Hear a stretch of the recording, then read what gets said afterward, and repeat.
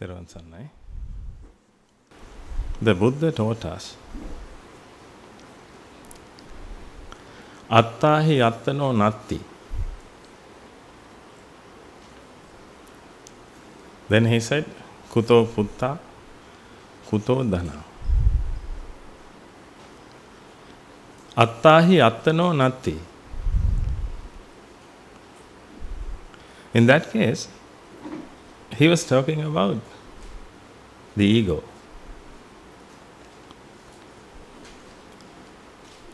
Attahi attano natti. You feel about yourself, or you feel yourself, but it's only a perception. It's only a feeling. It is conceptual. But you strongly believe your existence. It is false, but you strongly believe it. When you believe that strongly, then you think that you exist and you work, you think and you talk. With that, you believe that you have everything. You believe that you have your family, which means you have your parents, you have your sons and daughters, you have wealth, a good education, so on. You strongly believe that you have all these things. When you believe that you have all these things, then you don't want to find your salvation, because you already think that you got your salvation, because you have all these things. When you have something that you want, you don't want to find your salvation, because you think that you have something, therefore you have achieved your salvation. But the Buddha said, Attahi attano natti.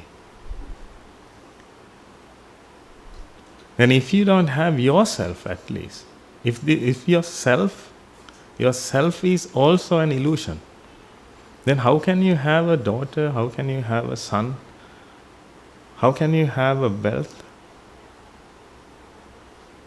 And how can you say that you are complete? Perhaps now you feel that you are complete, because you live in an illusion.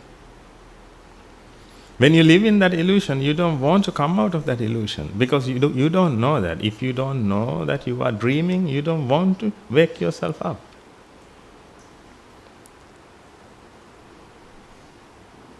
But you are dreaming, ladies and gentlemen. You are living in an illusion. In that illusion, you have everything. Wealth is there, ladies and gentlemen, but that doesn't belong to you. Wealth is there. You have some land. Perhaps not only one piece. You may have like half of the world, but that's not belong to you. But you feel that belongs to you, that whatever that belongs to you, in that case you don't want to work out your salvation. That's the problem, I think, with people. We always ask, please practice the path, and this is the path, and you should realize the truth, and let's work out your salvation. When we tell all these things, the people think that, why do I practice a path? Why do you need a path? Why do I need a path? I am complete.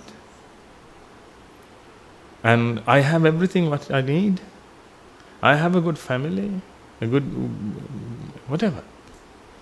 In that case, they don't want to come out of this, and they don't know that they are suffering. Perhaps they think that sometimes they are suffering, sometimes they are okay, then they think that that's life.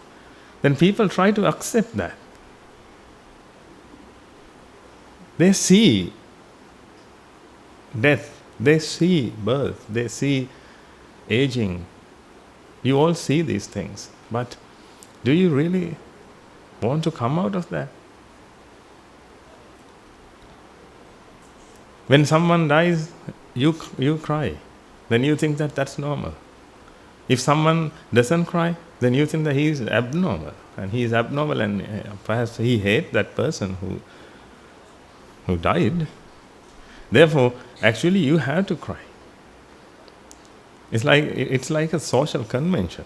You have to cry when someone dies. People think that that's okay. And sometimes when you are suffering, people think that that's okay. Because life is an emotional roller coaster. You will experience all these things, and that's okay to experience all these things. That's how people try to make up their mind. But that's not the truth. Actually, your life is not an emotional roller coaster. Your life is the heaven, the kingdom of heaven. You should be able to experience that. You may have heard that story, that fox. Can you remember the fox? That he wanted to eat grapes, but it was bitter, finally. Because people can't experience the kingdom of heaven. Therefore, they always think that their life is an emotional roller coaster. Is an emotional roller coaster. That's how people used to think, and that's why you have been taught, and you also believe the same. Therefore, even though you have an opportunity, perhaps you don't try to achieve this.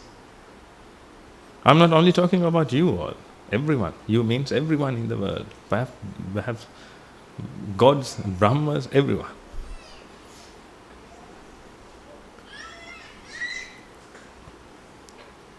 It is not normal. But I used to think that it's normal when someone cries, or when I cried, then I thought that it's normal. But perhaps boys don't cry. It's also a social convention, I think. But they are also crying. They also cry, ladies and gentlemen, because they have emotions. They have emotions, and they also battle with those emotions. Everyone. Because of the ego. The ego kills you alive. It kills you, the kingdom of heaven, and it turns the kingdom of heaven to a hell. Therefore, you all have to live in a hell right now. Then if you don't practice the path, that means if you don't see the truth, then you all have to live in a hell. Otherwise, if you can experience your own mind, which means the kingdom of heaven, Jesus Christ said once, and the Buddha said that it is the consciousness, that is nature, then when you experience nature, then you will be over the moon.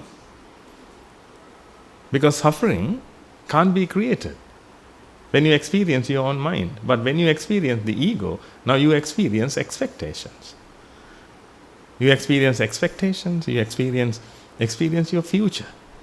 Can you imagine that? When you experience your future, what will happen? How many things can you say that will happen in the future? How many things? But right now, only one thing can happen. But in the future, then if you talk about your future, 1 billion things can happen. Then you have to avoid all these things. Because when you think about your future, means you have to think about your family. That each of family members. You have to think about your daughter, you have to think about your son, your parents. You have to think about them individually. Because when you think about your future has many parts. But right now, you can't think about your entire family. You can't think about your daughter if you think about your son. Because one at a time. Because that's the present. When you live in the present, then you can't think about all the things. You can only perceive one thing at a time. But when you perceive your future, then you have to live with expectations. Expectations are really dangerous, ladies and gentlemen. Because it destroys your peace of mind.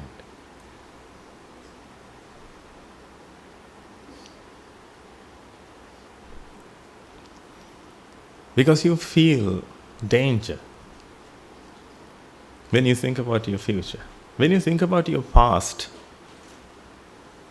you perceive regret. Whatever happened, because sometimes you don't like them. But if you liked them, now you want that to happen over and over again. Again, you had to deal with those things. But if you can live in the present means pachuppanna. The moment of pachuppanna, live in the present means. I'm not asking you to just listen to me, only listen to me, don't think about this. I'm not asking you to not to use your mind, just to use your eyes and ears. That is not present. You had to think. But you had to practice mindful awareness. Mindful awareness means you have to practice the truth. You should learn the truth. You should realize the truth. And finally, you should apply the truth to your experiences. When you live, you have to apply.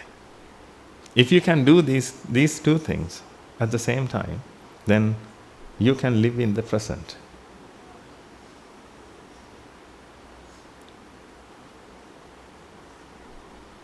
That's why the Buddha introduced us two methods of meditation. One is samatha, the other one is vidarshana. But I know you all like to do vidarshana because that's the greatest one.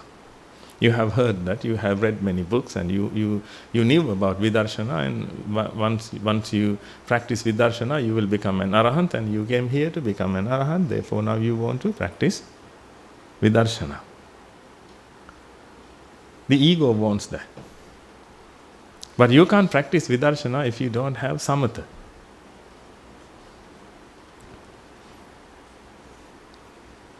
In order to practice samatha, you need to listen to the Dhamma and you need to understand that.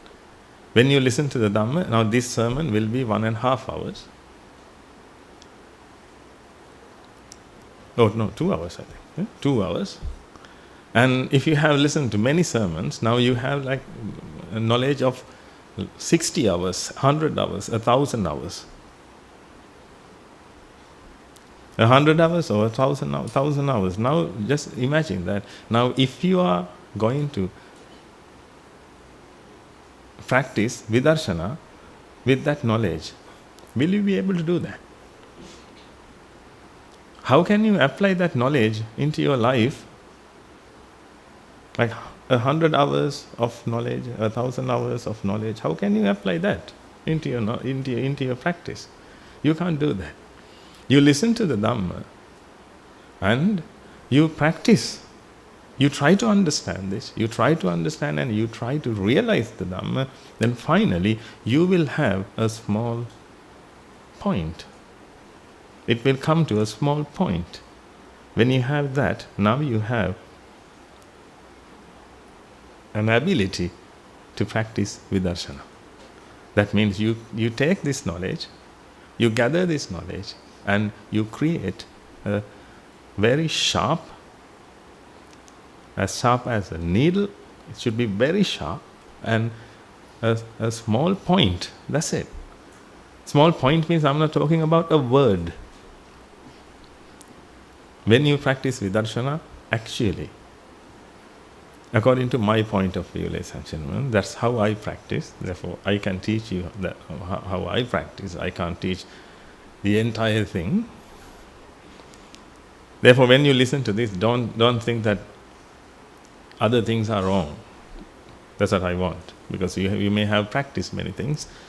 I'm not saying that they are wrong, but practically I have understood and I have realized one thing. I want to share it with you. But perhaps that is completely different to what you have been practicing so far. But I want you to practice this and believe after that. Belief is not like blind faith. You need to practice and understand that. And one day you will be able to tell that this is truth. This is truth. And how can you say that? Actually, on that day I will ask, how can you say that? Why would you say that? Then you should say that because I practiced and I experienced it, this is the truth. However, when you practice vidarshana, you can't use words.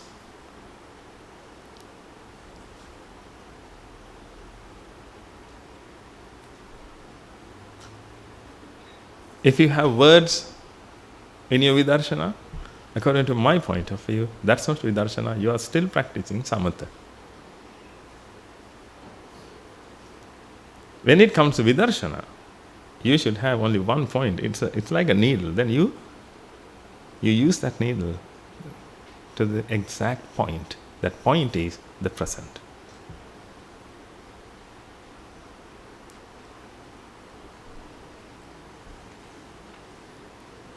That means when you experience your life, you use the Dhamma. The Dhamma you have seen, and you have created that or you have converted that your knowledge to wisdom. Because when we talk about wisdom, actually wisdom doesn't have words. Do you agree with me? Wisdom doesn't have words, but knowledge have words. You can express your knowledge with words, but you can't express your wisdom with words. Therefore, actually I can't give my wisdom, I can give knowledge through my wisdom. The Buddha gave a lot from his wisdom as knowledge. Therefore, when you read the Tripitaka, then you will find knowledge which is given by the Buddha. Can you see the Buddha's wisdom by reading the Tripitaka? No, because you will only read letters, and you will give your own interpretations. Actually, when you read the Tripitaka, you will only see your wisdom.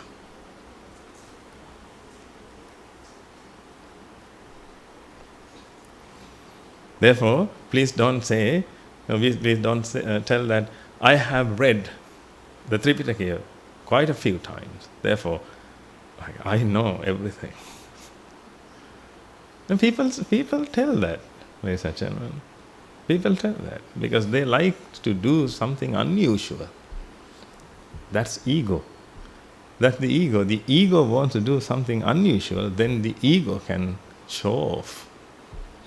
The ego can survive because the ego is suffering from inferiority complex. Therefore, the ego wants to be superior in front of everyone. Therefore, the ego wants to read the Bible, the Quran, all these books, and the Tripitaka.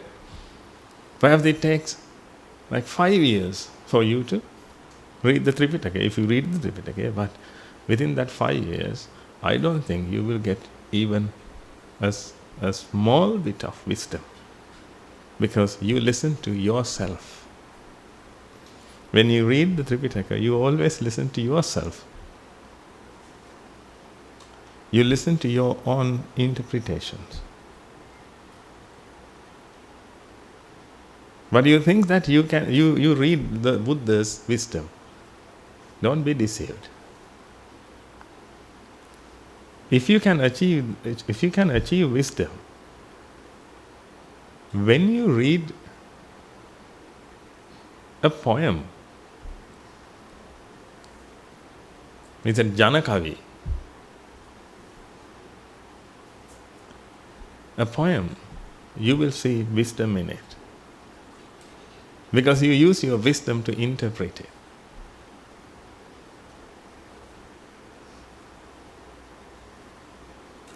But if you don't have wisdom, then you will only use your knowledge. That knowledge doesn't have wisdom. Therefore, you give your own interpretations. When you give your own interpretations, then most of the time, that is wrong. But you can practice, because nobody is there to tell that it is wrong. Nobody is there to correct you, because perhaps you don't have a teacher. Because you believe in books. Actually, I don't believe in books.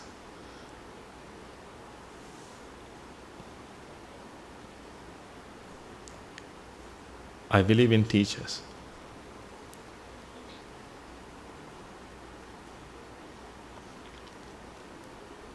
Perhaps I'm wrong, but so far I'm successful, because I only believe in teachers.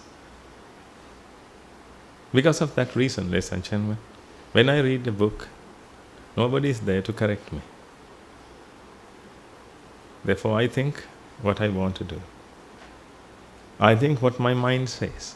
But I know that if my mind is the Buddha, why should I read this book? Do you really think that the Buddha will read the Tripitaka again? Let me check what I said. No, the Buddha doesn't want, because that's his wisdom, and he expressed his wisdom through knowledge, and it is written in words. He doesn't want to read it again. Then you read it. Then if you can understand what Buddha meant, actually you don't have to read the book, because you are the Buddha. In that case, you need a teacher. You need a teacher, and you need to listen to your teacher, and you need to practice in front of your teacher. You should allow your teacher to guide you and correct you.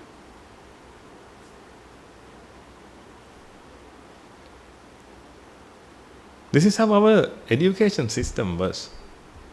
I don't know what happened to that education system anymore, but that's how our education system was. We learnt everything in front of a teacher. We went to teacher's home to learn whatever. If you wanted to learn carpentry, then you went there and you learned in front of him. You didn't. Our people means, I think, like almost everyone. I'm not saying only Sri Lankans. I can't say Sri Lankans are our people. It is completely wrong. Our people. Vasudhaiva Kutumbakam. Everyone is ours.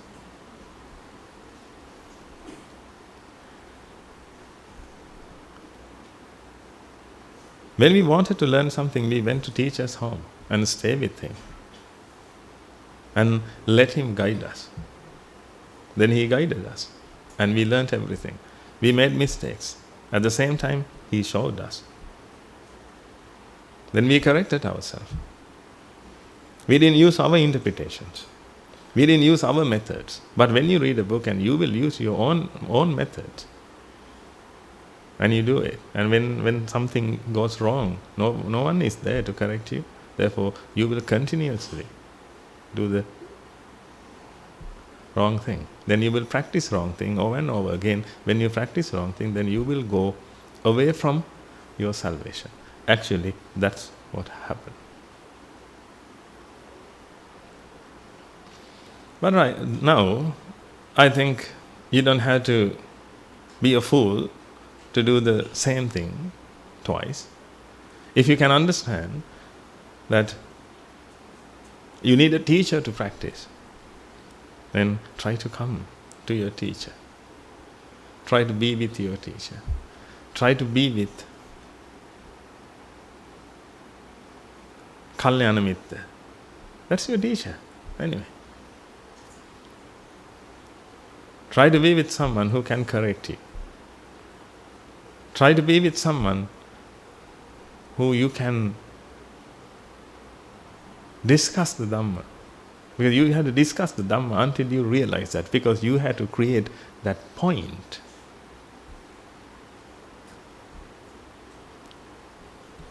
You listen to the Dhamma. You listen, you practice, you samatha. Don't look at this, okay? Otherwise don't say that like something happened to you, okay? Right? Because these things. Okay, right. Now, when you do samatha, like you start from here. You listen and you get many things, you gather many things, you gather knowledge, and you start thinking, you apply that into your life and you experience it. That's what we ask our monks, anagarikas, Srila Sravaka, Sravika, everyone, to go to Valimalu. When you go to Valimalu, you should do this. But we always recommend them, if you only go to Valimalu and if you don't use the Dhamma in other time, then you never attain Nibbana. You will be really good at the Dhamma. You need to apply the Dhamma each and every time. Whatever you do, you have to apply the Dhamma. But the problem is, now you have a problem. We have teachers. Now, when I teach in the class, how can I apply the Dhamma? Because I use my mind. That's how you think. I use my mind, when I use my mind, when I write a book, when I teach in a class, how can I apply the Dhamma? Perhaps you have that problem. Don't you have that? And when we study, how can I apply the Dhamma? Perhaps you have that problem. That is not an issue. Actually, if you practice samatha when you teach, no? Now you can't do that.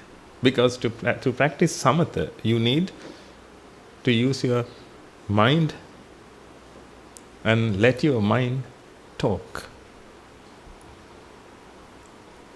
Normally we talk in our mind. We use words and we talk in our mind. Then we take the Dhamma and we try to apply it. Oh no, this is not way, this is not the way, this is the way. Then all these things, it goes. It happens in your mind. But you can't do that when you are writing a book, when you are teaching, when you are thinking, or when you are talking. You can do that when you are in Valimalu, when you sit in somewhere, or when you do walking meditation, all these things. And that means actually when you don't use your mind that much, you can use this. But that is not enough, because you have to apply the Dhamma each and every time in your life. While you are sleeping, you can't do that, but when you are awake, you have to start and you have to continue it until you go to bed. If you can practice vidarshana like this for 7 days to 7 years, the Buddha guaranteed that you will attain Nibbana. But now you can see, this is so hard. This is so hard because it is the beginning. At the beginning, everything is hard. If you can remember how you started to eat rice. Actually, you were a farmer at that time, I think. You spread rice everywhere. But gradually you learned how to do that. This is how it is. Now perhaps you are a baby. But however, we should try. We should try to contemplate. Then first of all, try to contemplate. Then you take it from there, then you come to this point. Finally, when you come to this point, you don't have words. Now it becomes wisdom. When you don't have words, now you can apply. Because when you have words, to just say mother, just to say mother, it takes time. Therefore you can't apply the Dhamma. But here, perhaps you have a picture, but it is not the correct word. It's not a picture, but it's like a kind of a picture-like thing. You know, a picture explains 1,000 words.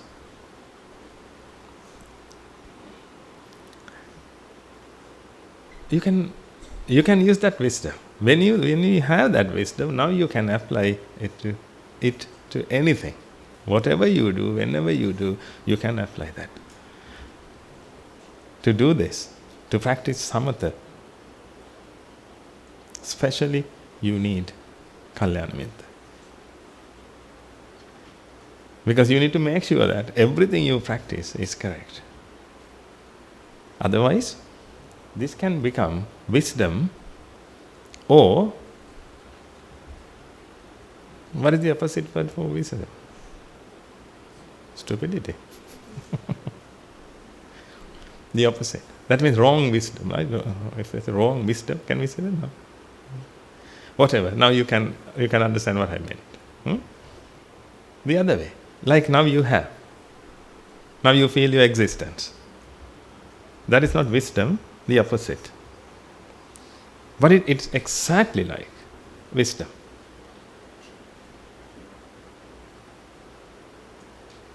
In Sinhalese we call jnana and ajnana.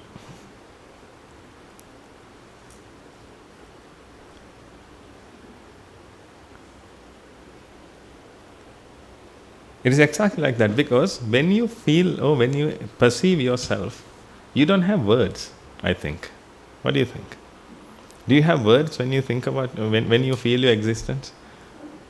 Do you try to talk in your mind about your existence? No, you feel that suddenly, in each and every mind, you perceive yourself. You don't need any word to explain that. You don't use any word. It became a wisdom, but wrong. It became a wrong wisdom, I would say like that. It became wrong wisdom. But you practice it. When you talk, you practice. Now teachers can't say that when I'm teaching, how can I practice? Because you practice. You have been practicing this. You can't just say that, how can I practice while I'm writing a book, while I'm talking, while I'm listening? You already do that. Or you already did it, or you have been doing it. Now while you are listening to me, you feel your existence. You feel your existence and you think that, yes, Guru Hamdru is speaking, Guru Hamdru is preaching to us, and I am listening. I am listening. Yes, I can understand. Yes, that point is very good. I can understand. I can understand. I can hear. I can understand. This is how you feel. Then when you perceive a smell, perhaps this is so smelly. Then again, I can understand. Yes. You speak in your mind.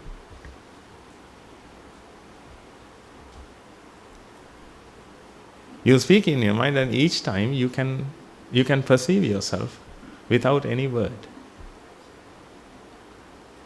That is also vidarshana, but the opposite. It is not vidarshana, it is the opposite of vidarshana.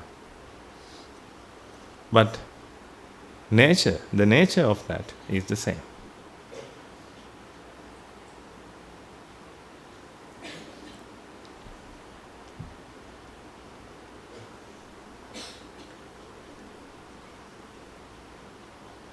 Therefore, try to understand the Dhamma to create this sharp point. Then you will be able to apply the Dhamma without words.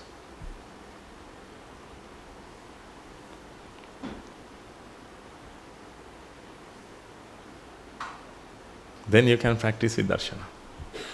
Now tell me, how can you use a book to practice vidarshana? You may have seen many books that have been written for vidarshana meditation. And you may have read them. Then how can you create this point? How do you know that it is true? And did you apply that into your life? Did you make sure that it is true? You have to make sure that with your life. You can't take my words. You have to take your words. That's why I always tell our monks, you can't preach Guru Hamduru's Dhamma. You can't, anyway, Buddha Hamduru's Dhamma and Mahathera's Dhamma and Guru Hamduru's Dhamma, you can't teach, you can't preach them. You have to preach your Dhamma. You have to preach your Dhamma means what you have understood. Otherwise, you have to memorize and express. When you memorize and express, it's like a book. But you have to use your own understanding. When you use your own understanding, you can use your own examples, own metaphors.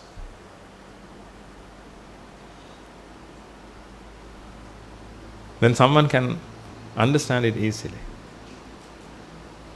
Therefore, before you understand this, you can't preach. Before you understand this, you can't practice. Before you improve your samatha bhavana, samatha meditation, you can't practice vidarshana. Therefore, let's practice step by step. I know this is kind. Perhaps you think that this is like a childlike thing because this is small one. This is samatha, but I need to practice vidarshana.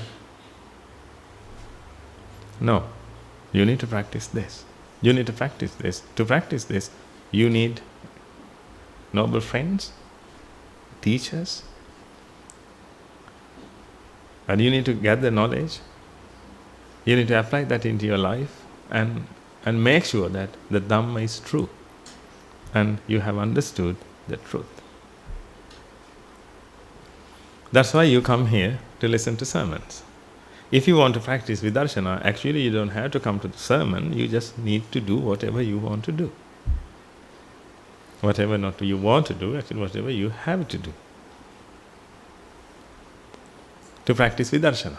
Because when you practice vidarshana, you need to apply that point that you have created. That is your path, actually. That is the truth. This truth will set you free if this is the truth. Now you can see, you had to create that truth. You have to listen to these things and you have to create that truth. A small point, but it is very sharp, and you use that point to apply in each mind. You will be able to do that. If you can apply the Dhamma in this way, the ego won't be created.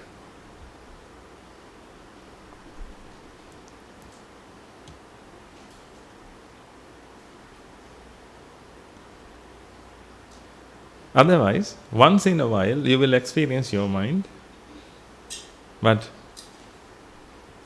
the other modes of the time, you will listen, or you will experience the ego. Then you can't come out of this hell.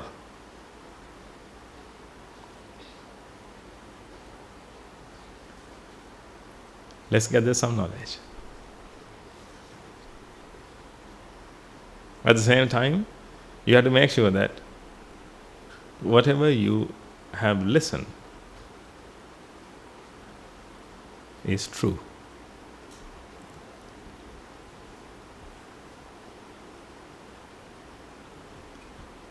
You have to make sure that, then I'm going to preach to you. Then whatever you listen, you should make sure that it is true. Whatever you perceive, whatever you understand, you have to make sure that it is true. How can you do that?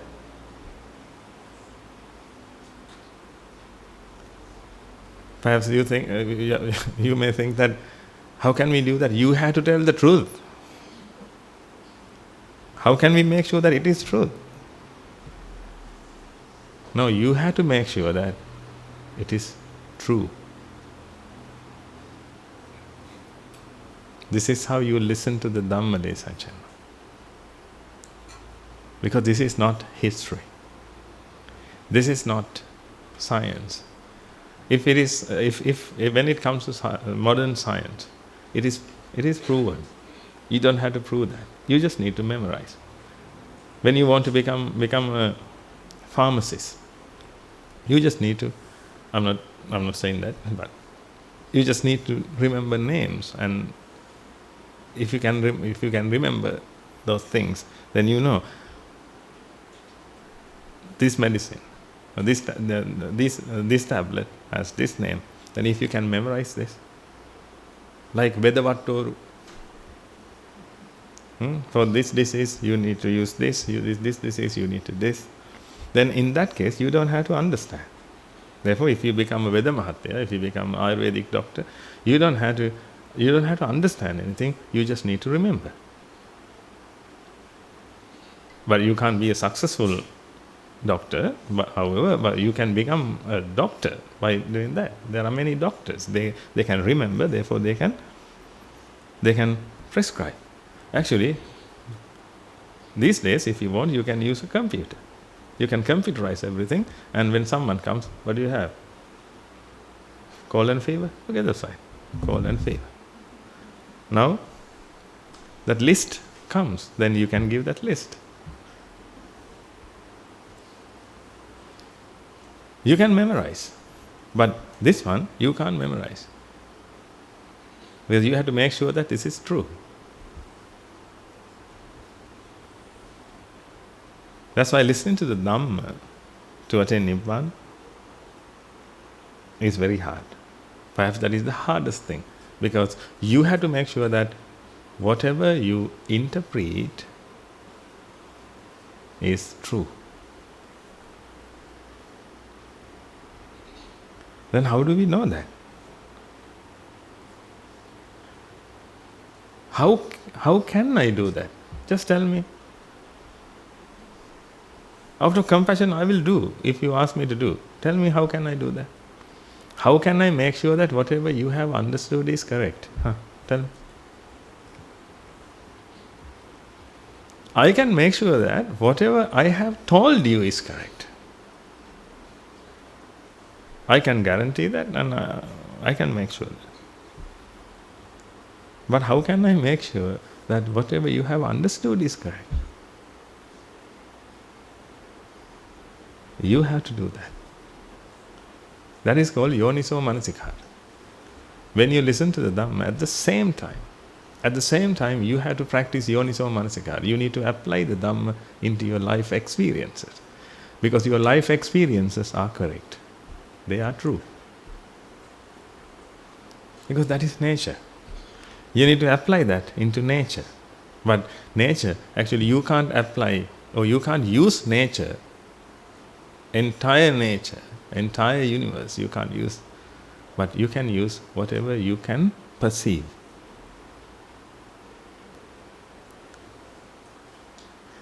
You can't use electrons, protons, neutrons. They are invisible.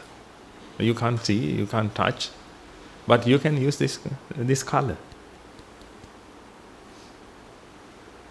Because you can perceive this color. This is the only thing you can perceive. You can perceive smell. You can perceive a sound.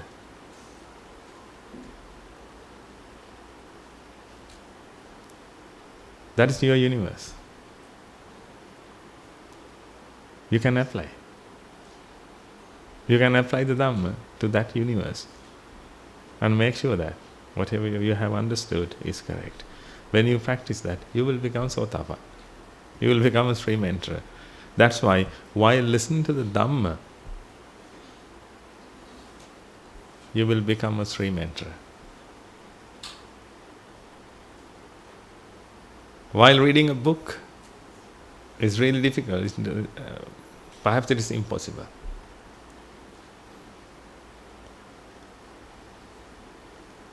However, when you listen to the Dhamma, I want you to apply. Try to do that.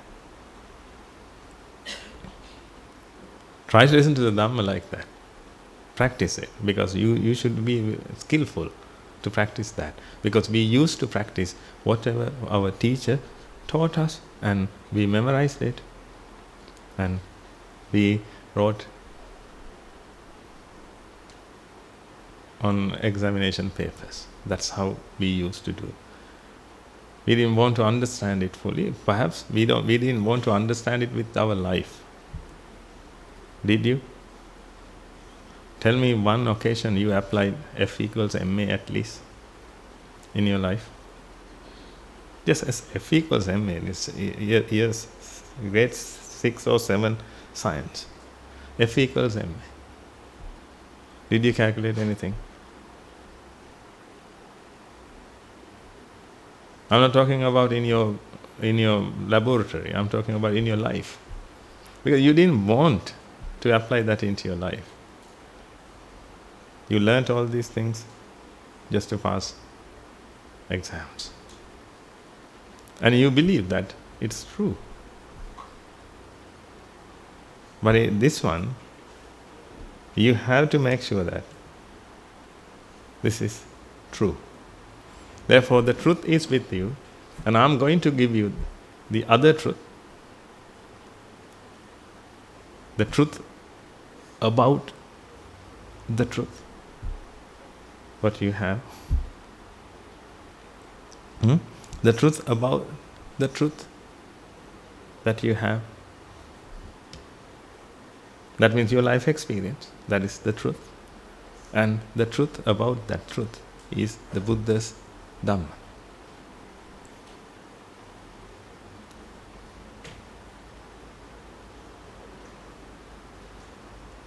These are the characteristics of nature. That means these are the characteristics of your perception. Whatever you perceive, these are the characteristics. Even though you can't perceive this, the object, which is made up of 4 basic elements, even though you can't perceive this, that also has the same characteristics. These characteristics are anicca, dukkha, anatta. Again, you may think that, he started anicca, dukkha, anatta, same song, every day he talks about this. Of course. Of course. Because I want to talk about the problem and the answer. If you want to learn Abhidhamma, I don't know, you can find 1,000 teachers who will teach you. I only know one thing. That is the truth. I can apply that into anything that is given in this universe or the other. Because this is the truth. And this is the answer. If this is the answer, what is the problem? The problem is nicca, sukha, atta. When problem is nicca, sukha, atta, the answer is anicca, dukkha, anatta. Therefore, we need to talk about these 2 things. And apart from that, we need to talk about paticca-samuppada. The dependent origination. We need it a little bit. You don't have to go deeper into that, because it's like an ocean. The Buddha said that it's like an ocean.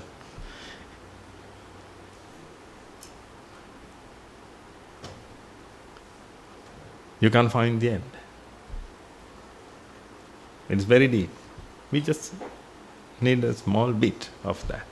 Then let's use that and try to understand. Try to understand yourself. We need to understand this because when the ego is created, you suffer. That's the reason. Always try to remind the reason to yourself. When the ego is formed, you have to live in all 3 times, and it is very heavy. It is very heavy, ladies and gentlemen. How do I know? It is very heavy.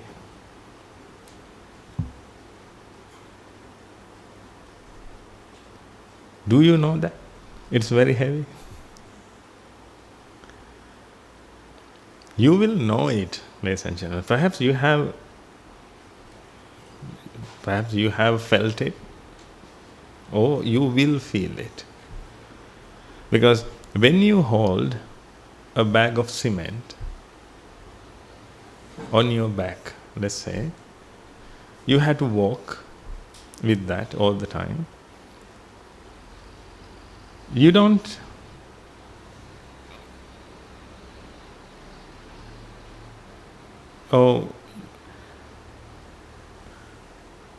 you can't feel any difference. Because you used to live like that. Like when you have, or when your body is overweight, you used to live like that.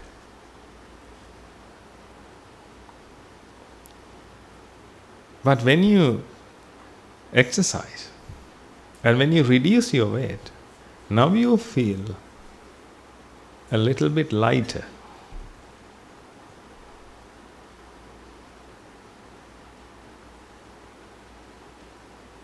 Your path is also the same. Perhaps now you can't feel your life is very heavy, because you used to live like this. But when you practice, you feel your life very lighter. In that case, you will realize this path is awesome. Actually, when you start feeling that, we don't have to push you. Perhaps we have to push you from the gate. Please go home and come back. But right now, come in. We have to pull you in, because perhaps you didn't feel anything yet. But your life is very lighter, ladies and gentlemen. It is only a mind. But right now, your life is an entity.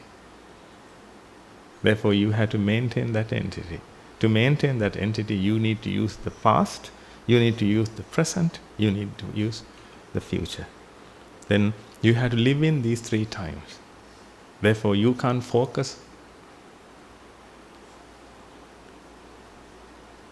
You can't focus into your life experience, because your mind is too busy to move from here to there and maintain the entity.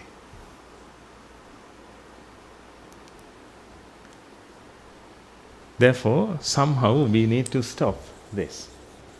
This is the issue. We need to stop this. To stop this, we need to understand how the ego manifests. The ego manifests due to ignorance and attachment. The ego manifests due to ignorance and attachment. There you have to understand something. I think last time we were talking about that. Let's continue it from here.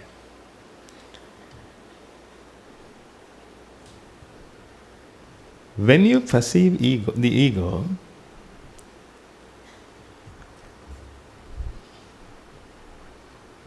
instantly you feel completeness. That's why you love ego. That's why you want to feel yourself. When you feel yourself, you feel completed.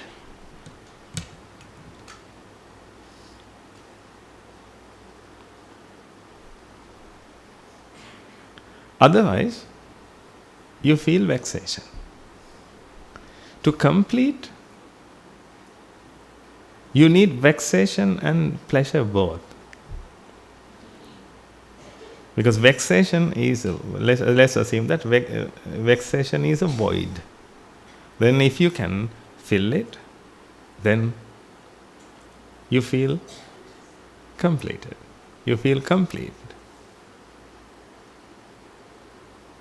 That's why the mind wants to do this. The mind feels empty all the time. That's why the mind wants to see. Because the mind thinks that these eyes belong to the mind. Eyes belong to the mind, but sight, these colors, they are not. Or they don't belong to the mind. Therefore, the mind wants to acquire these things to feel complete. That's why the mind wants to see. That's why the mind wants to touch. That's why the mind wants to get married. But people think that a man wants a woman to be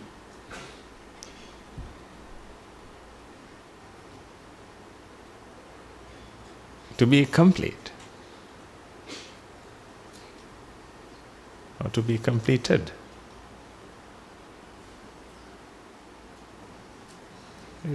Completed is okay. Because when you feel that you are a man, perhaps you feel that you are not complete. Therefore you try to find a woman. But that's not the truth. It is only half. The truth is, when you experience the ego, you want to perceive things. When you perceive things, you feel complete. Otherwise, you only feel vexation. When you feel vexation, you can't experience wholeness, completeness. You can't experience that.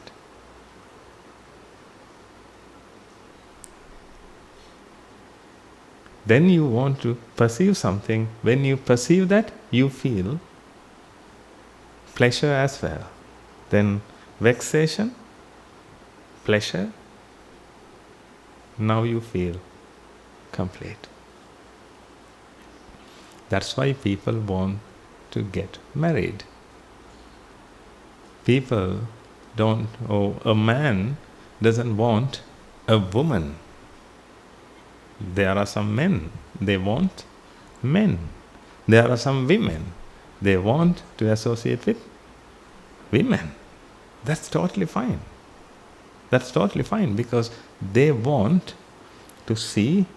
They means the mind wants to see, the mind wants to hear, the mind wants to touch.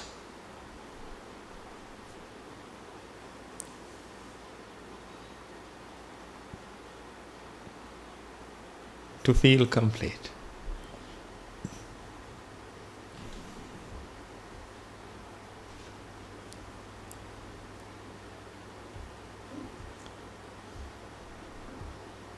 That vexation occurs here.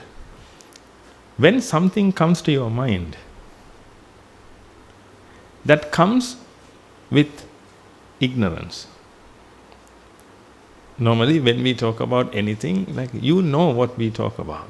Like when I talk about a pen, like when I say a pen, suddenly that not a picture,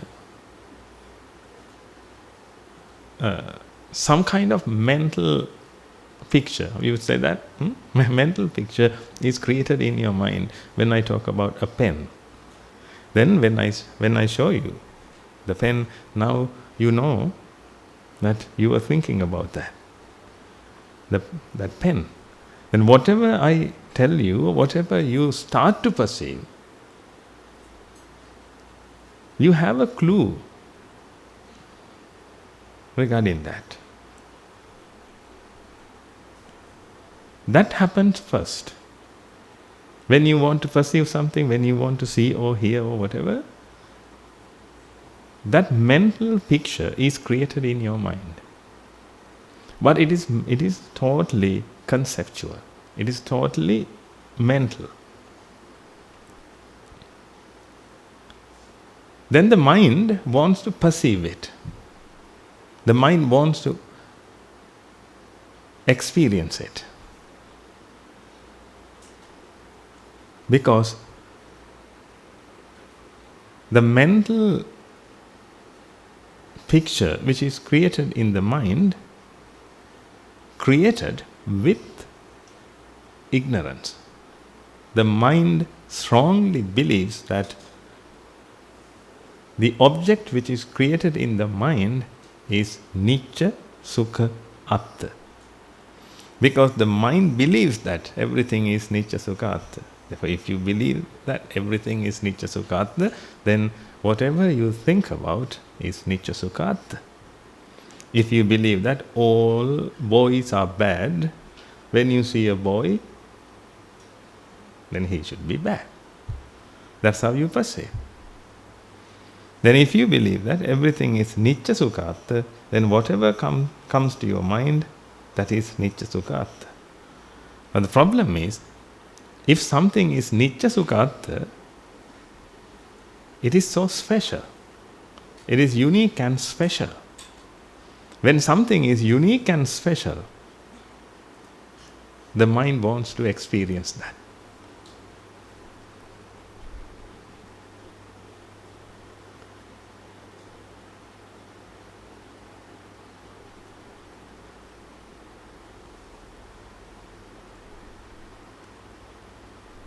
When something is unique and special, the mind wants to perceive it, experience it. Now apply this into your life. Don't you want to see special things? If you believe that some parts are special in anything, don't you try to experience that?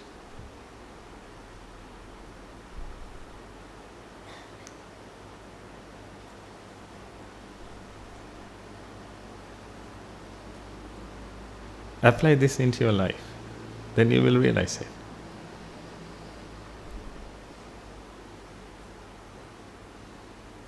When you see a group photo, if you are in, then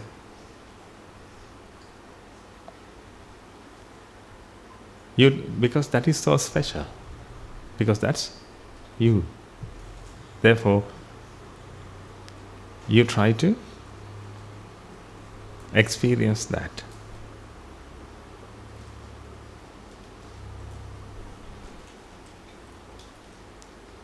I want you to think about your life experiences, and I want you to say that it is true. When something is unique and special, the mind wants to perceive it. Among 1,000 kids, a mother can find her child. Until she finds her child, she looks. Keep looking.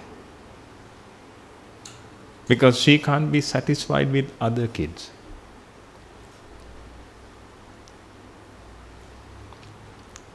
Mothers, what do you think?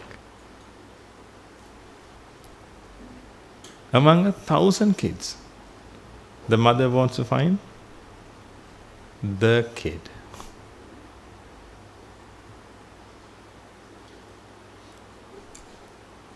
Actually, I have a question for you, especially for mothers.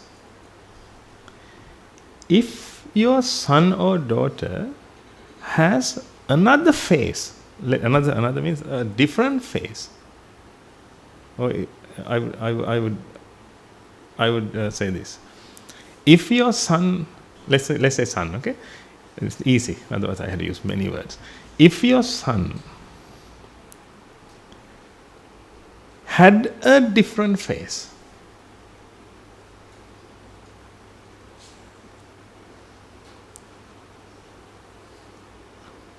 would you love him? I'm talking about your son. Now he has a face. If your son had a different face, very handsome, would you love him?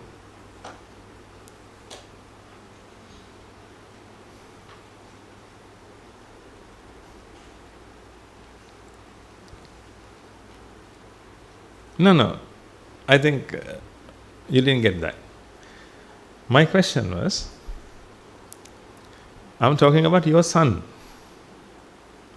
Now he has a face and you can recognize him. If he had a different face, and that means you know that face as well, that is your son.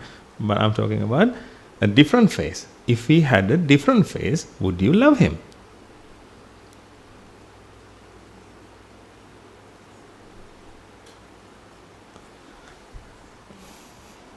I think I can't express my thing.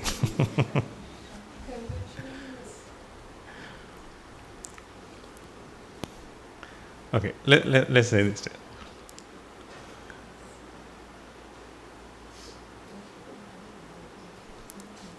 You have a son. He has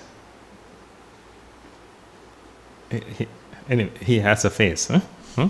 Okay. Right. Now you recognize him like that. If he had a different face, not this face, when he was born, he got a different face, would you still love him? Yes. Your love, your attachment doesn't depend on the face. Then what?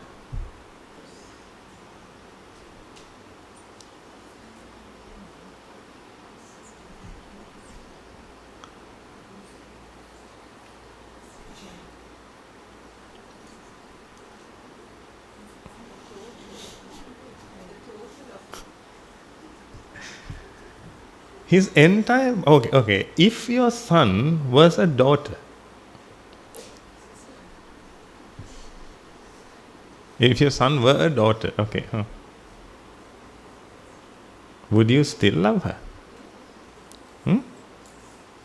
That means you don't love gender, I think. You don't love a face cut. You don't love a shape. Then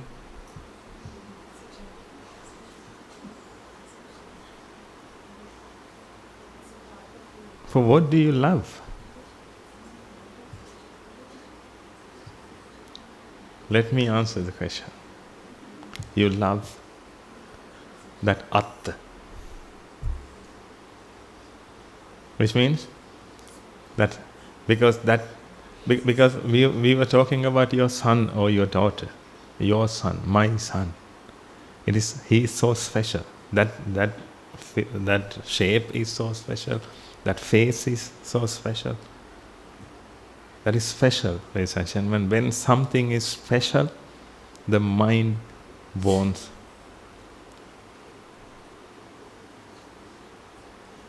The mind wants to see, to hear, to smell, to touch. Because there are 6 ways the mind can associate with those special things. When the mind thinks that everything is special, whatever comes to the mind, it is so special to the mind. When that is special, the mind wants to experience it. To experience, the mind has 6 ways then the mind uses those 6 ways. Start from the mind and the memory, or mana and the Dhamma. Mana and Dhamma. You have heard that, mana and Dhamma, that means thoughts and the mind. That is the first thing the mind uses, because that is the easiest way and the closest way and the quickest way.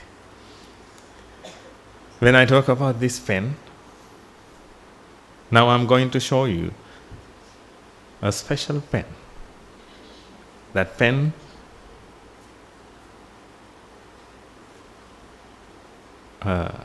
belongs to King Ravana.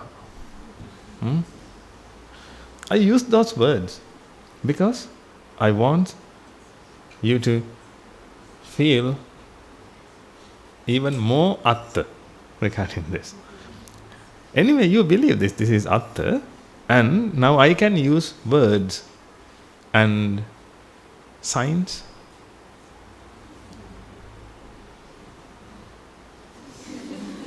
These things. I can use all these things just to make sure that it is so special. It's not special, so special. But I can't do these things to an arahant, because an arahant doesn't believe that everything is nitya sukha. He believes that, not he believes, actually he achieved that. That's his mindset. Anicca dukkha anatta. If something is anicca dukkha anatta, if something is anatta, that means nothing is special in this world. Nothing is special. If everything is dukkha, that means if everything is a compound, if everything is a sambhuta, then nothing is special.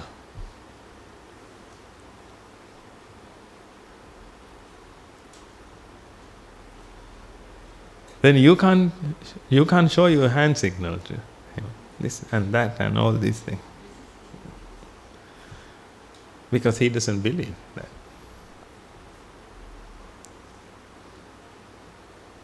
But if you believe that everything is nitya sukha, now someone can say, that was delicious. That was delicious.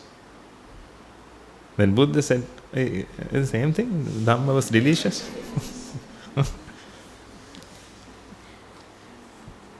That was delicious. That's what you said. Then whoever listened to you thinks that food is delicious.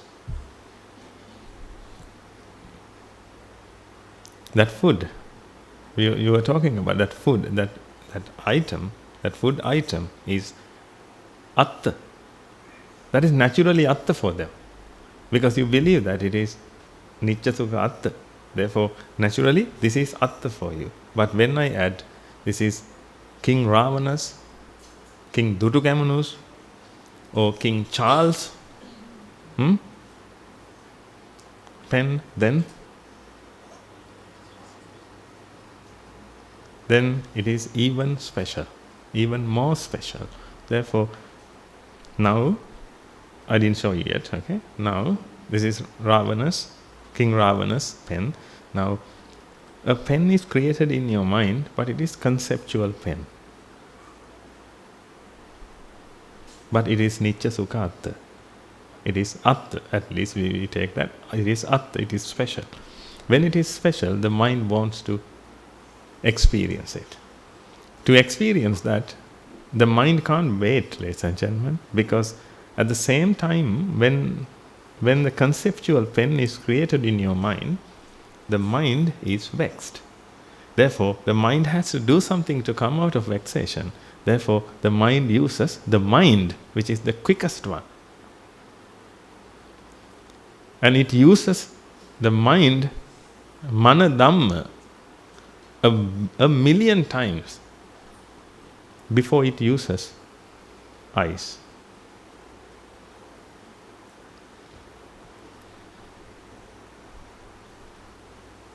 Because using eyes is difficult. It takes time.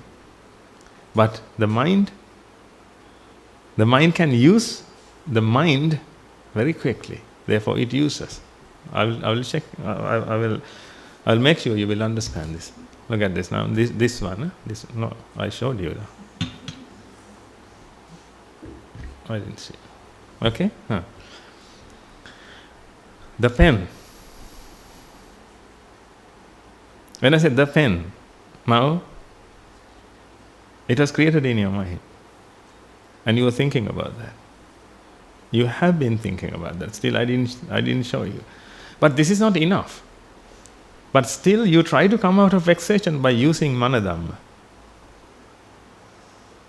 You will do it, perhaps forever. If I don't show you this, you will use this.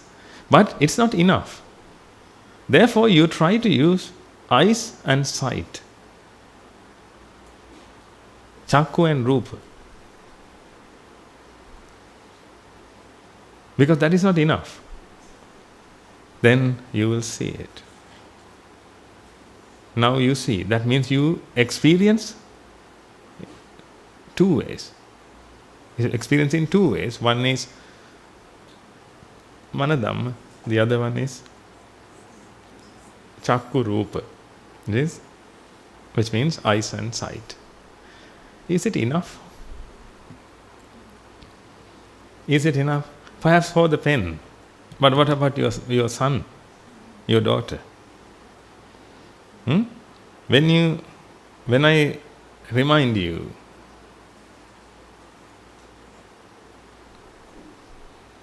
about your son, then a conceptual son is created in your mind. After that, you start thinking, which means you use manadhamma. Then you want to see, is it enough? Is seeing enough, ladies and gentlemen? No. Then you want to say something to hear his voice. Then you talk to him. You talk to him just to hear his voice. Is it enough? Is that hearing enough? No. Then you want to kiss him. Is it enough? No. Kiss means smell. Actually, kiss is something else. Smell. You are a human mother, therefore you don't want to lick, but otherwise, if some animal mothers, they lick. The mind wants to taste it. Then the mind wants to touch it. If the mind has another 100 ways, the mind will do that. The mind wants to experience Nicca, Sukha, Atta.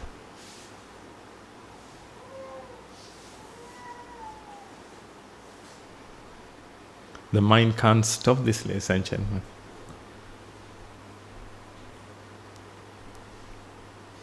It is suffering. It is suffering and it is vexed. Because each time, whatever comes to your mind, you have to experience it. Because the mind strongly believes that it is Nicca, Sukha, Atta.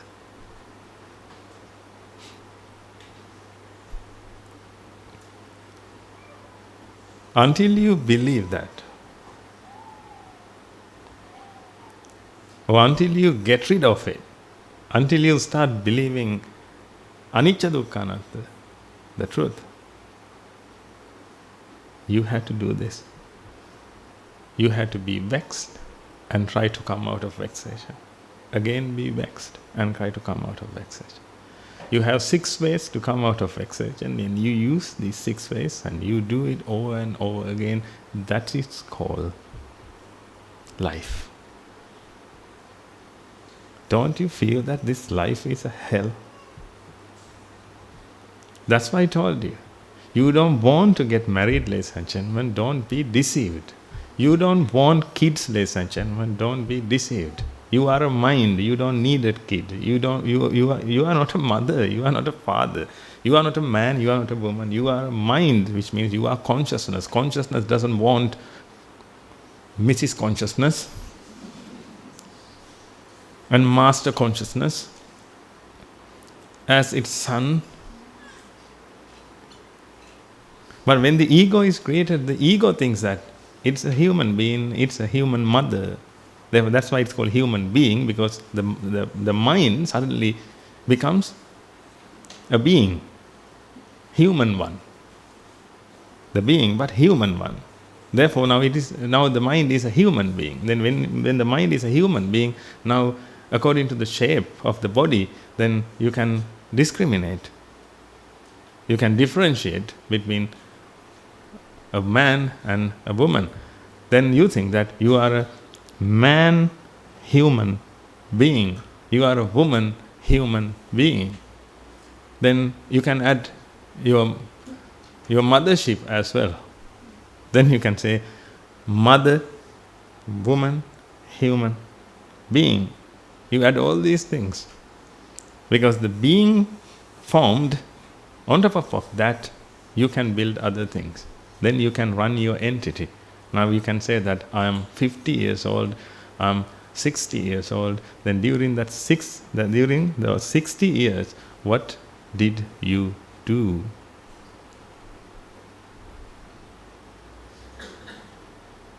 You did the same thing over and over again. You thought that you are a mother, and you try to fulfill your duties. Actually, by doing that, what you did was, you tried to experience Nitya Sukha Atta things. When you see your son, you feel so special. He is so special. Your daughter is so special. Therefore, you try to experience her.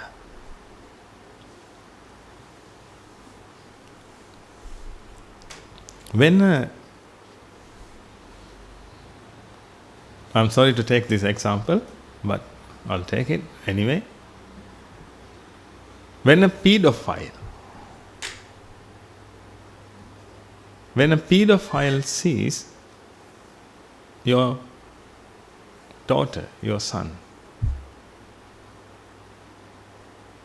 what is the difference? People who are attracted to child, pedophiles, are attracted to children, they are called pedophiles. Then, when you see your son or daughter, you want to experience that Nitya Sukha Atta object. When a pedophile sees your son or daughter,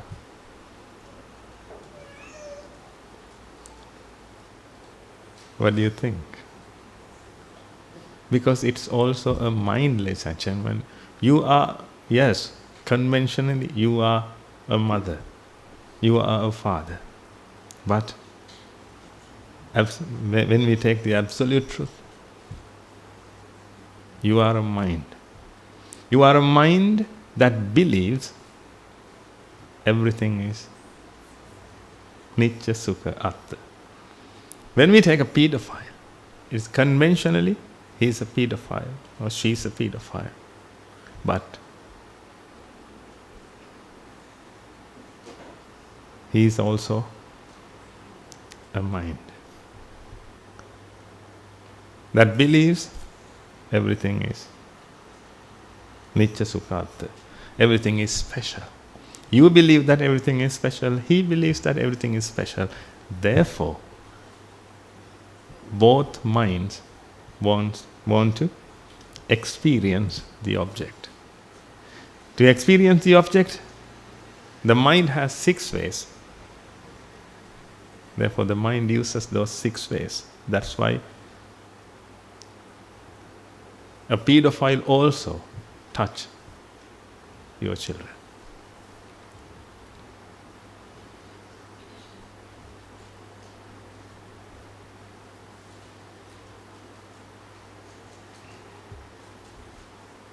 Can you love your children without touching?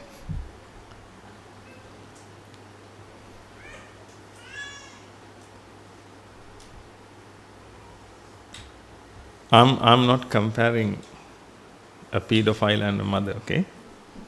Please try to understand that. But can you associate with your children without touching and smelling? You don't taste, I think. And just, I will allow you to see and hear. Is it enough?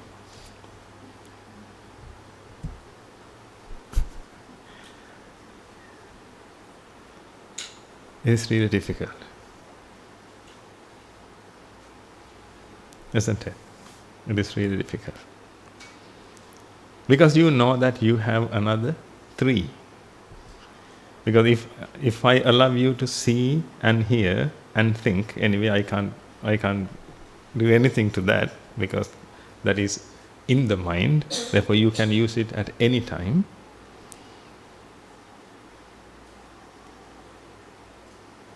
You know that there are 6 ways, but right now you can only use 3 ways, therefore your mind is vexed.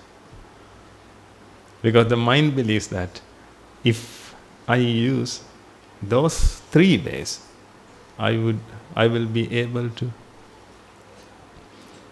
experience Nitya, Sukha, Atta object. Because each time the mind experiences something, it can't experience Nitya, Sukha, Atta object.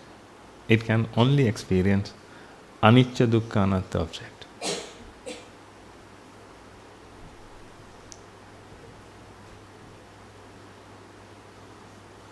Because when you see something, colors are created in your mind. Those colors are Anicca, Dukkha, Anatta.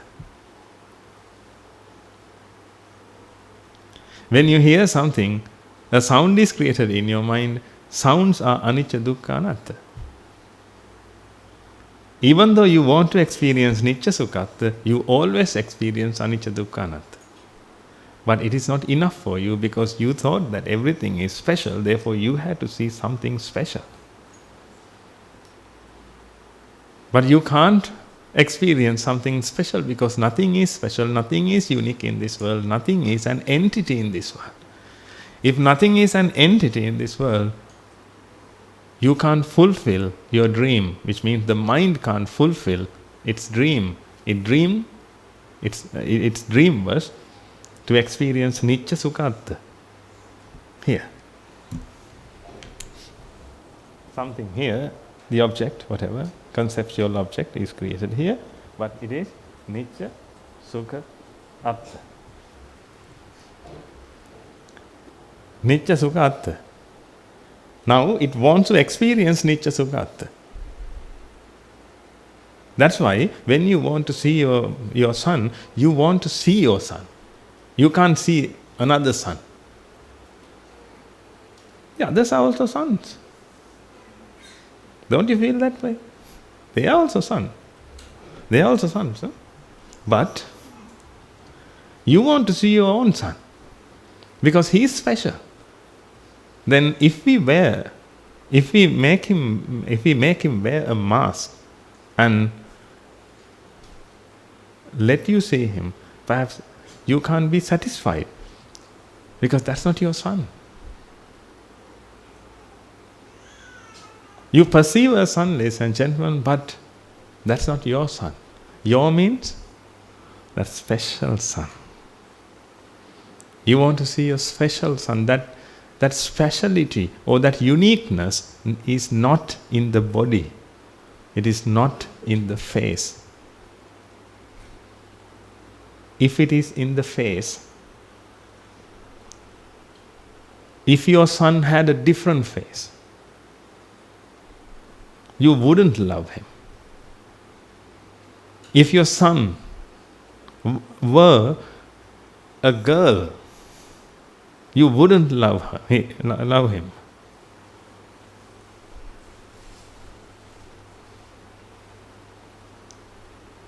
Face is not the problem.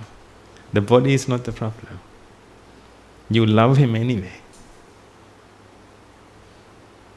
But you have to make sure that he is your son.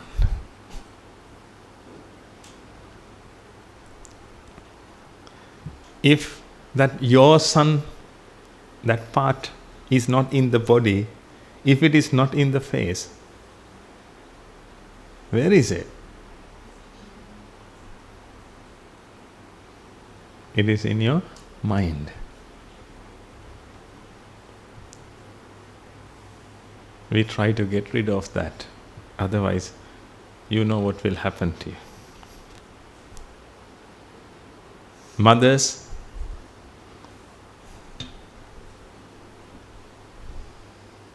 you had to try hard. Fathers, you had to try hard because you have something special that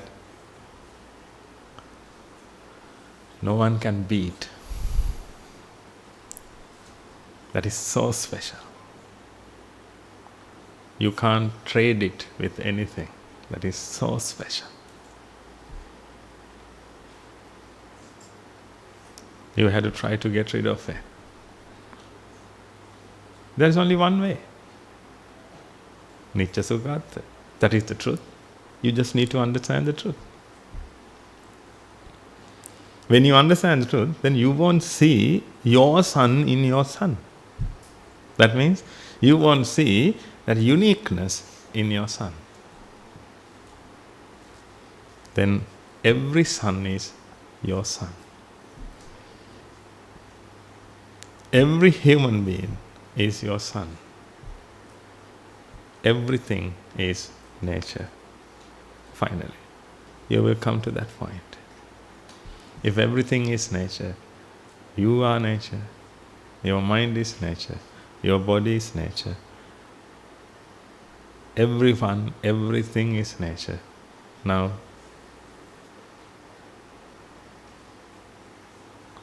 you only experience your consciousness. You won't experience the ego.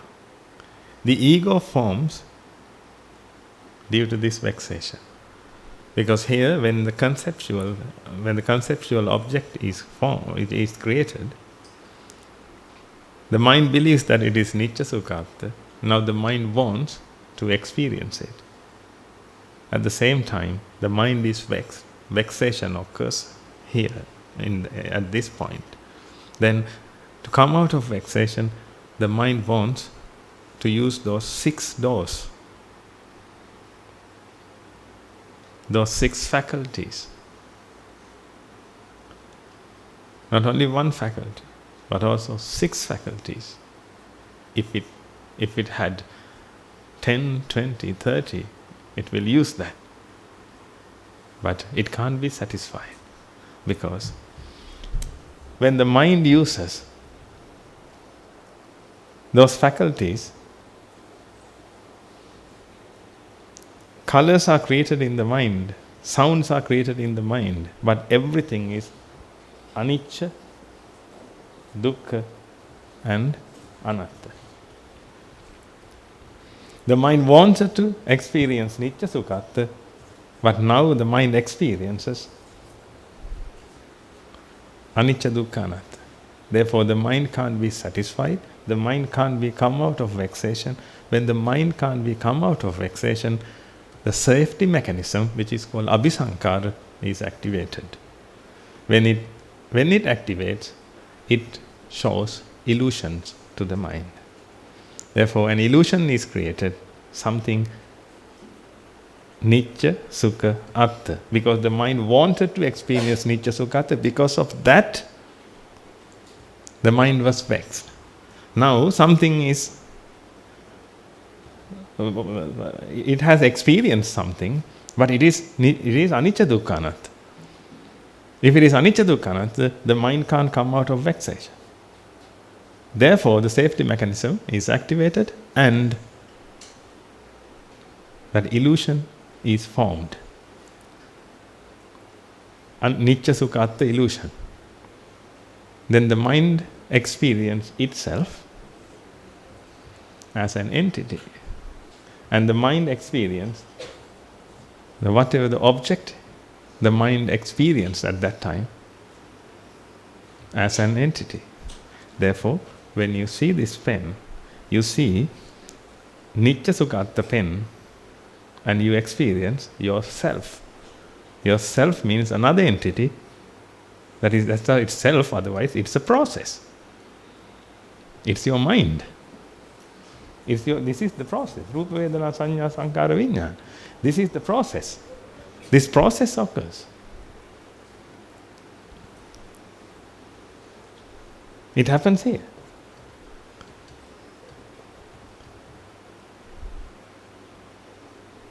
Therefore, you see this pen. But this pen is not, this pen means like, now the pen is created in your mind, those colors. Those colors are created in your mind. We use those words, ladies and gentlemen. These colors are created in your mind. That means it's a process. It's anicca. If it is anicca, it is dukkha, and it is anatta. It is not special. But you wanted to see something special. But you can't see something special because nothing is special in this world. Nothing is unique in this world. Everything is the same. Everything is the same. Everything has the same process. Only the mind can perceive difference, ladies and gentlemen. Otherwise, everything is the same. Only the mind. Due to ignorance and attachment. Now the mind perceives anicca dukkha. That means through eyes you get anicca dukkha anatta, but it's not enough. You wanted nicca sukha atta. That's why abhisankara was activated. Then an illusion was created. That illusion is again nicca, sukha and atta. Therefore nicca sukha atta, mind, which means the ego, nicca sukha atta, this picture, which is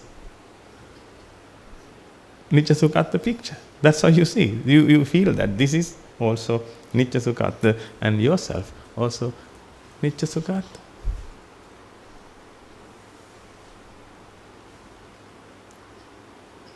The Buddha said this is jati and this is jati dhamma.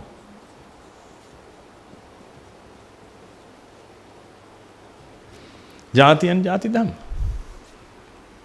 Each time when you experience the world, you will experience two things, jati and jati dhamma.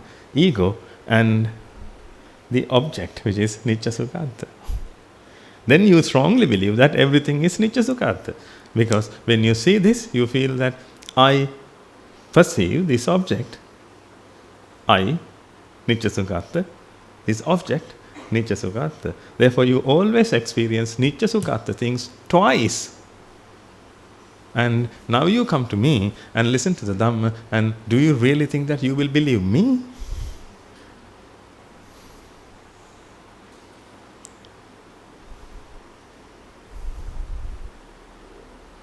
When you listen to this sermon, even you feel that you are listening. You are listening to the Dhamma. That Dhamma is what? Nicca sukha atta Dhamma. Whatever you hear is nicca sukha atta, because it happens due to abhisankara. If your mind is ignorant, whatever you perceive happens due to abhisankara. If abhisankara occurs, you will see illusions, ladies and gentlemen. You can't see the truth.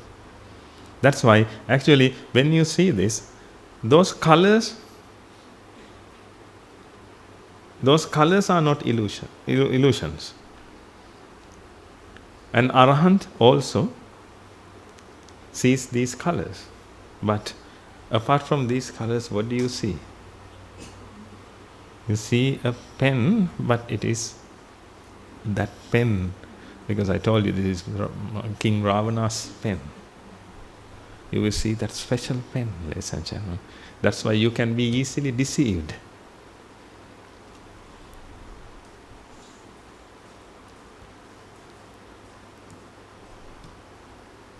When I said that it is King Ravana's pen, and actually you will see King Ravana's pen, ladies and gentlemen.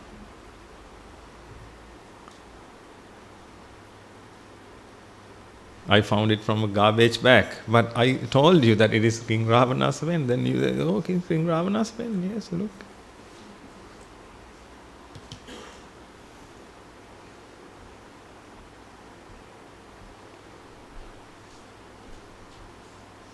Therefore, you can be easily deceived. That's why you have been deceived by other people, by everyone.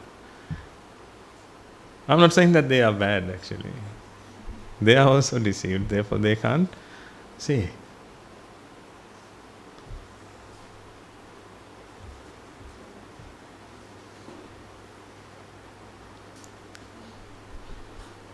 This is your problem, ladies and gentlemen. Because of this you are suffering. Because of this you are vexed. This is the only way to come out of vexation. I'm pretty sure about this. If you want, you can try any other ways. But this is the only way. If you really think that you want to come out of, you want to achieve your salvation and at least experience the kingdom of heaven, this is the way. Don't try any other ways. You can't find. If you want, you can try, but you have been trying. But still you are suffering. Still you see Nitya Sukhatha things.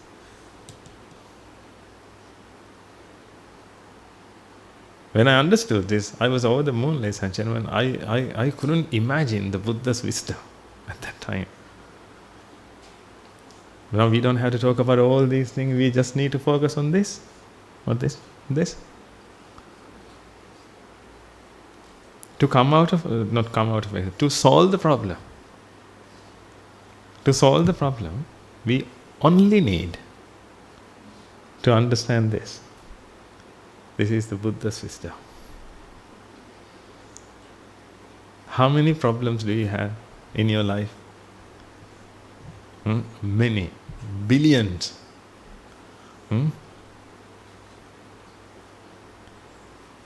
This is the answer.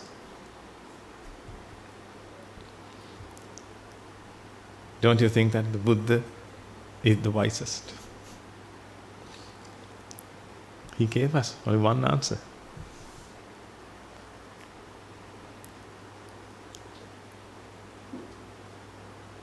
Now my problem is, if you can understand this, why don't you practice? Why do you solve your other problems, ladies and gentlemen, if this is the problem and if this is the answer?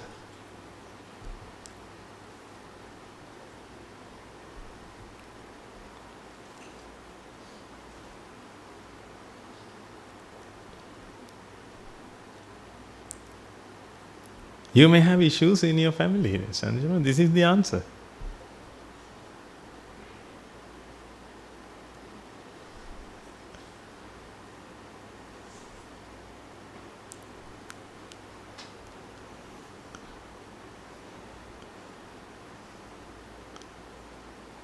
But what you do is you always try to find ways to experience Nitya Sukhatha. Because when you think that everything is Nitya Sukhatha, you can't be the mother.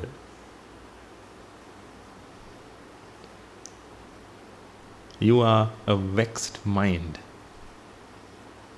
When you are a vexed mind, the only thing you can do is try to come out of vexation. And look at your children. Oh, they are safe. But first of all, you want to come out of vexation, then you see your kids. This is how it is.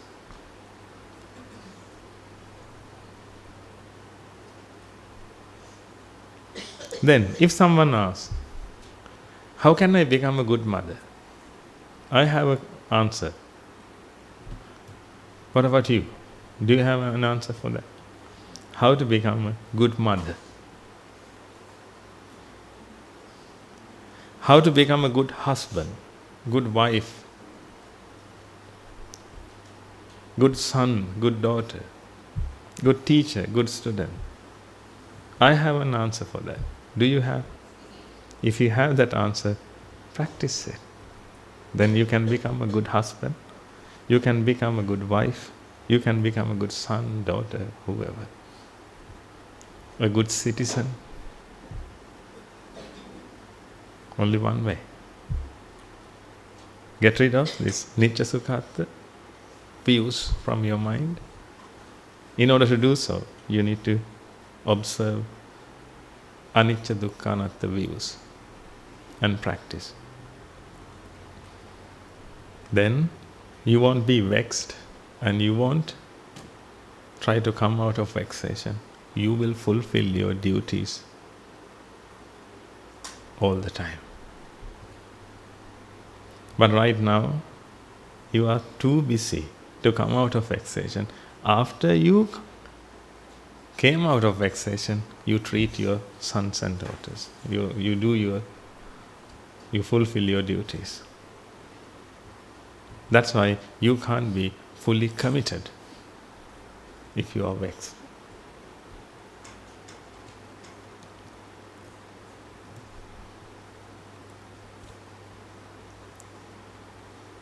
Then if someone wants to write a book, how to become a good mother, this is the way.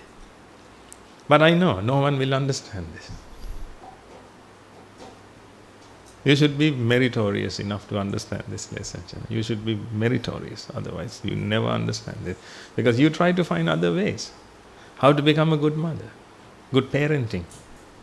What are the good parenting skills? Come to me. I'll show you. Get rid of this. Observe this. Practice over and over again until you realize this. Then you will see your son in everywhere. Then you will accept your son as he is. But now you can't.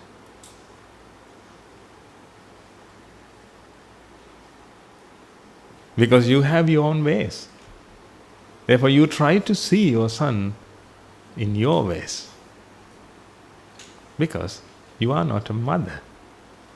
I'm sorry to say this. Conventionally, yes, you are a mother. But you are not a mother. You are a vexed, destitute mind.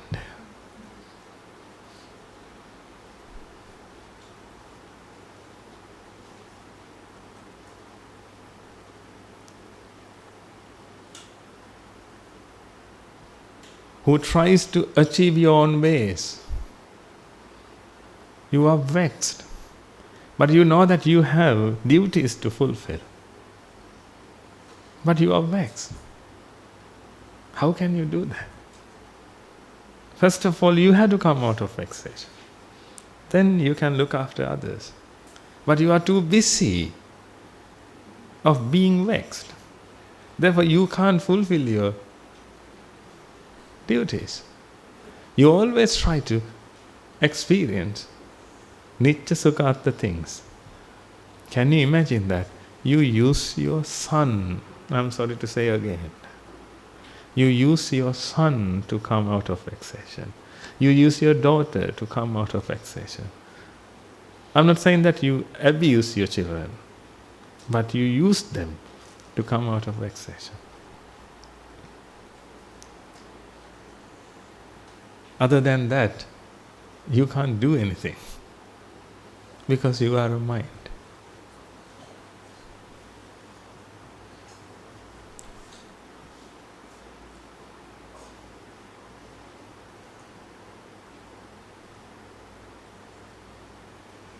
I want you to understand this lesson, Chenwan. Please come out of this illusional world.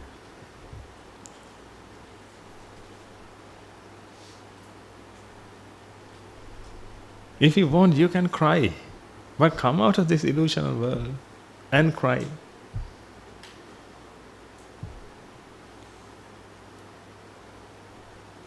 Let's treat your children very well. But you can't do that because you are vexed.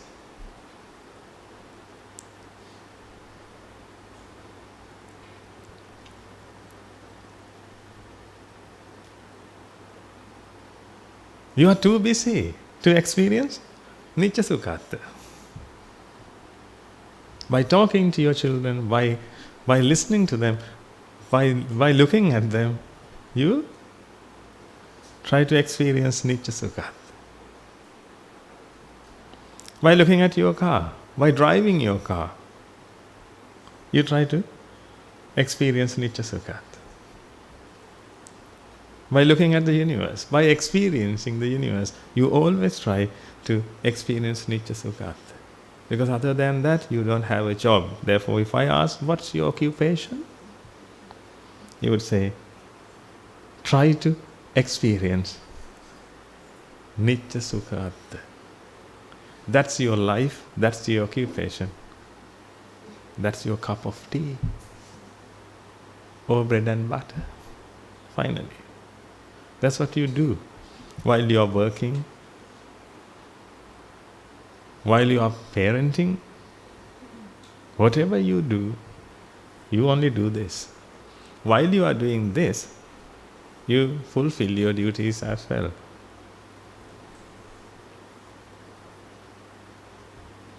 You think that you have duties because of this.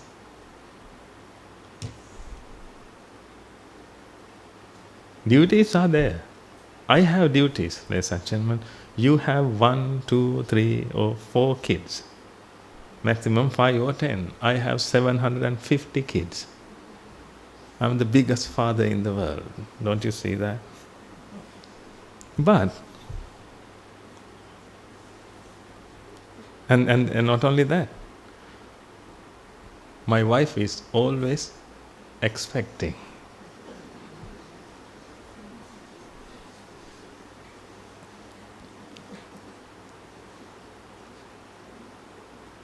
Per month, at least 10 or 15 children will come to the monastery. Just imagine that. I have duties, but I know that they are not mine. They are duties. Duties must be fulfilled.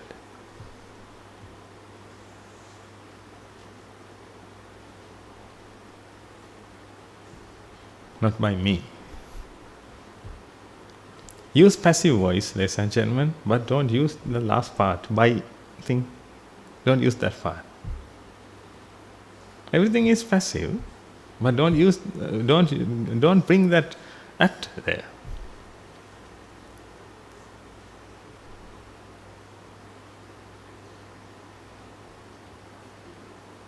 But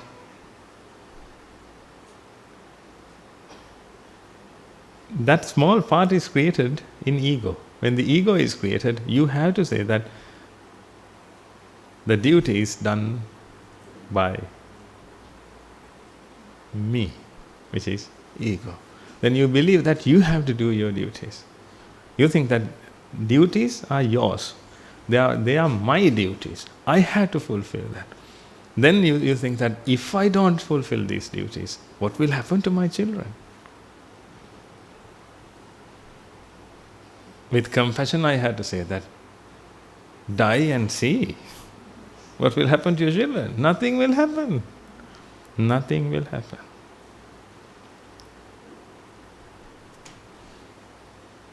Don't die. But nothing will happen. They will survive. Perhaps they will have a hard time, but they will survive. But you always believe that without me, nothing happens. Because the ego wants to think like that, because the ego wants to feel that it's so special. Without me, the universe will destroy. There is a disease, mental disease, I can't remember the name. They believe that if I die, the world will destroy. Therefore, I have to protect myself. They always try to protect themselves. They are so scared of their death because with their death, everything will destroy. That's how they believe. I think you are not suffering from that disease, at least half of that. Because you think that when something happens to you, your family will destroy and nobody will fulfill your duties. Because of you, your family runs. So on. All these things are mind-made excuses because the ego wants to feel special. Didn't you ask from your children, son, if I were to die, would you cry? Then if they say, no, I don't cry, then, you don't love me. This is how you say. You want everyone to cry when you die. Because you don't love them. I'm sorry to say these things, ladies and gentlemen, but the truth is, you don't love them, you only use them. You means not you. I'm talking about this foolish ego. Foolish, useless, and I don't have any word to say. This ego. The ego uses you.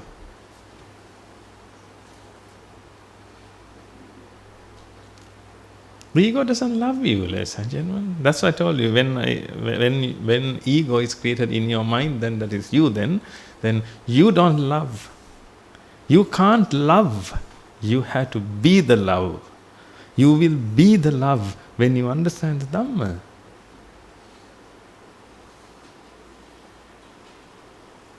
When you have a relationship, don't ever think that someone will love you or someone loves you. No. You can think that someone uses me. Of course, because you are the object. They have their senses.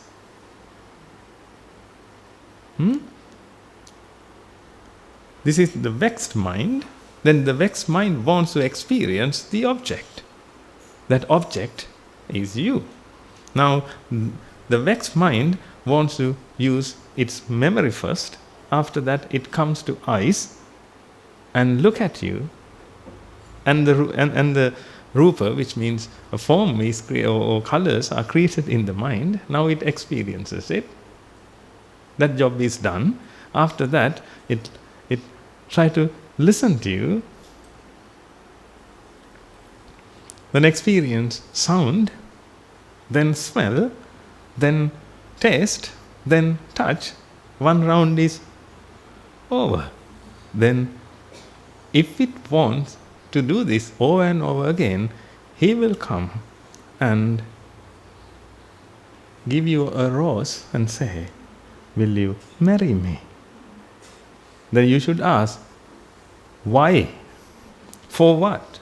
If he tells the truth, he would say, to experience you, not to love.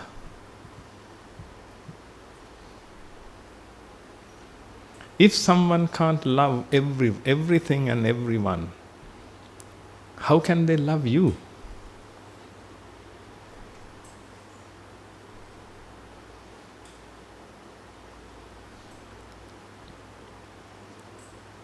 Think about this, ladies and gentlemen. Don't be deceived. You have been used. Your children have been used. Everyone has been used. Because they didn't see the Dhamma. They didn't have a chance to see the Buddha. They didn't have a chance to associate with the Sangha. That's why we always ask you to come and join and practice this sacred journey.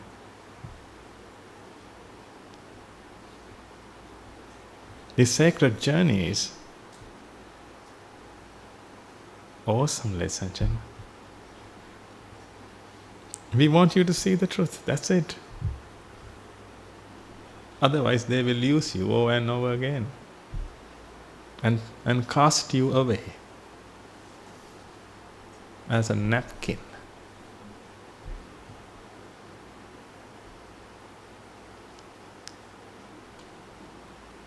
When you are young, the mind wants to see, experience. When you are getting older, very rarely the mind wants to experience that. The mind will find new things. Then you will be cast away.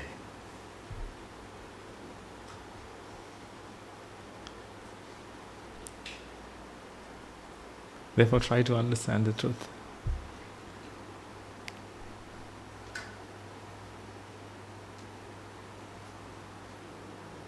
And sort out your problem, not problems. Only one problem you have. Sort out your problem. Nothing is Nicca Sukhatta. Everything is Anicca Dukkha Anatta. Just think about that. That's the only thing you need to think. Anicca Dukkha Anatta. Understand it and apply. Understand it and apply. And let's die before you die. If you feel your existence, let's kill it.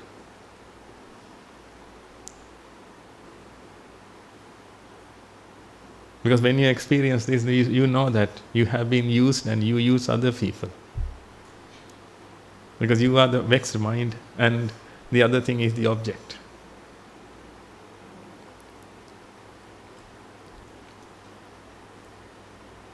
Then here you can see subject and object. I see a flower. I hear a sound. Sound which is Nicca Sukhatta. I Nicca Sukhatta.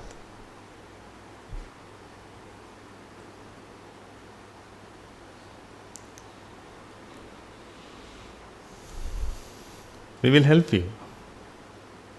But I want you to want to attain Nibbana. My wanting is not enough. When you come here, we will give you knowledge. Now understand this and think about it over and over again. Then if you can understand this, you will change your path. I taught you this just to change your path. You don't have to practice this. You need to practice Anicca Dukkha Anatta. I didn't talk about that yet. Not for today, anyway. You understand this. When you understand this, you will realize which path that you should use. And you will see your issues, your problems. The ego has problems. The ego has duties. The ego has the future, the past, the present, all three times. The ego has all these things. You don't have anything. The ego has wantings. The ego has expectations. That's why you always feel, I have expectations to fulfill. I have wantings. I have to do that. I have to do that. I had to do this, and all these things, ladies and gentlemen, you have all these expectations and you have to live with these things. And while you are living this life, which means like hell-like life, while you are living that, you expect to go to heaven after you die. Let me tell you this, if you experience hell right now, I don't want to complete that. I'll see you next week. May the blessings of the Noble Supreme be with you all. Thank you.